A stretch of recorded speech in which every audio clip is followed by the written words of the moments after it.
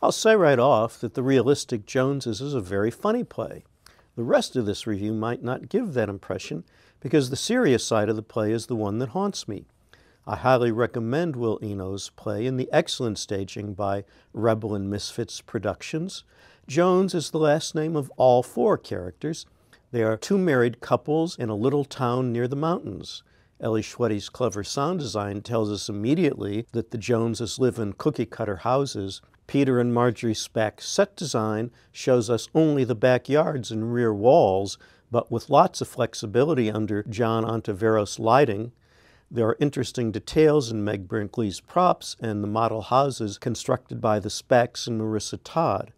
We meet Bob and Jennifer Jones first. There's a tinge of gloominess in their interaction. It is clear they aren't being completely forthcoming with each other. Alan Knoll and Laurie McConnell, a couple in real life, make the suggestions of what isn't being said as important as the dialogue. John and Pony Jones then make a splashy entrance. They've just moved into a nearby house. Isaiah de Lorenzo's John is mercurial. Kelly Hummert's Pony is childlike. The couple's attempts to communicate are continually going off on odd forks. They aren't exactly non sequiturs because there's an offbeat logic at work here.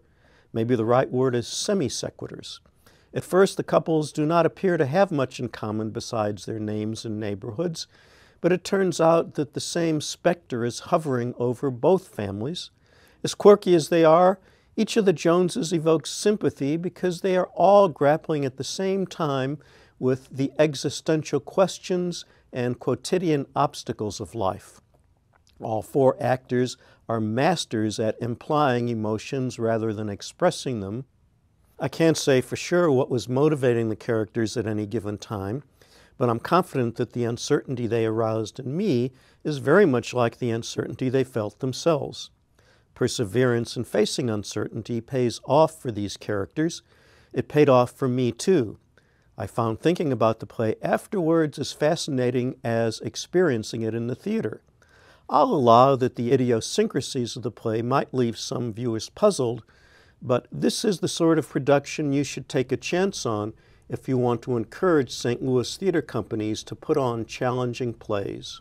Well, it is that, certainly, and partly challenging because the audience was seated on across from each other, and which meant sometimes the actors were facing away from us, as we said. And the language is so wonderful, I want to hear every word. Well, I certainly agree with that. Yeah.